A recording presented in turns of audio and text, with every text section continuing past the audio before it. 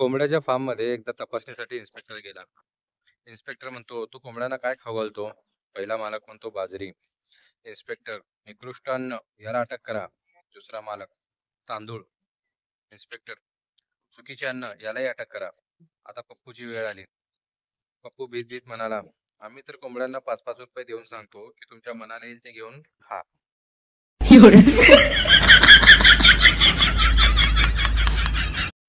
चिंटूला त्याची आई बेदम मारते. पोटभर मार खाऊन चिंटू बाहेर येतो आणि वडिलांना विचारतो, बाबा तुम्ही पाकिस्तानला गेला होतात काय? बाबा म्हणतात, नाही बाळ, मी महाराष्ट्राच्या बाहेर सुद्धा गेलो नाही. पण तू हे काय विचारतेस? चिंटू म्हणाला, पाकिस्तानात गेला नाही म्हणता मग घरात हा खतरनाक आतंकवादी तुम्ही आणलात कुठून?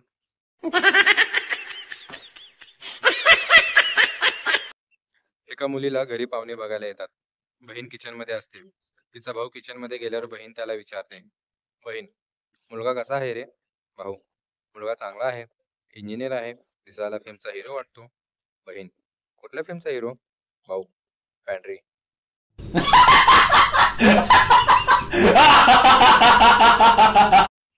आत्ताच्या मुली क्रीम लावून गोऱ्या होतात आणि लग्नानंतर पोरग काळं झालं की लगेच म्हणतात बापावरच गेले.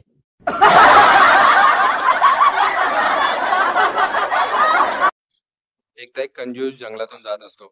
तेवढ्यात त्याच्या पायात काटा घुसतो. कंजूस काटा काढत स्वतःशीच बोलतो, आईला बरे झाले चप्पल घालून नाही आलो, ते नाहीतर चप्पल लावून पडले असते.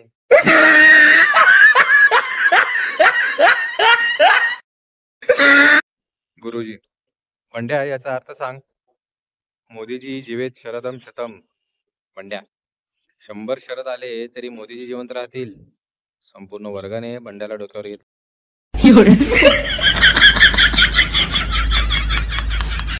मॅडम, बंड्या तू लिहिलेली 10च्या 10 उत्तरे चुकीची आहेत. बंड्या, नाही मॅडम, माझं फक्त एकच उत्तर चुकलंय. मॅडम, मूर्खा, तुझी वही परत बघ. बंड्या, मॅडम यातली 5 उत्तरं पप्पांची आहेत, 4 मम्मींची आहेत, माझं फक्त एकच उत्तर आहे.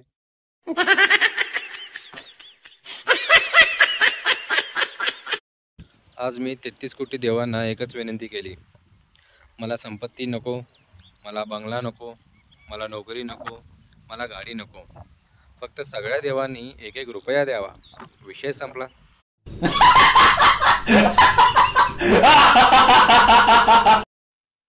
बायका गाडीवर बसल्यावर नवऱ्याच्या मांडीवर हात का ठेवतात?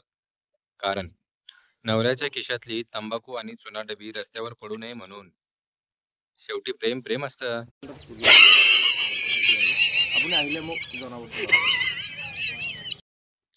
लोक म्हणतात की एक दिवस दारू पिल्याने सतत सवय लागते.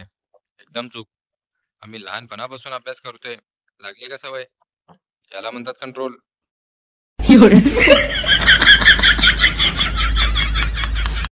कॉलेजमध्ये असताना एक मुलगी म्हणाली होती की जगात आई वडिलांपेक्षा कोणी श्रेष्ठ नसतं. मी म्हणालो, चल मग आपण दोघे आई वडील बनूयात. बोलणंच बंद केलं हो टवळीनं.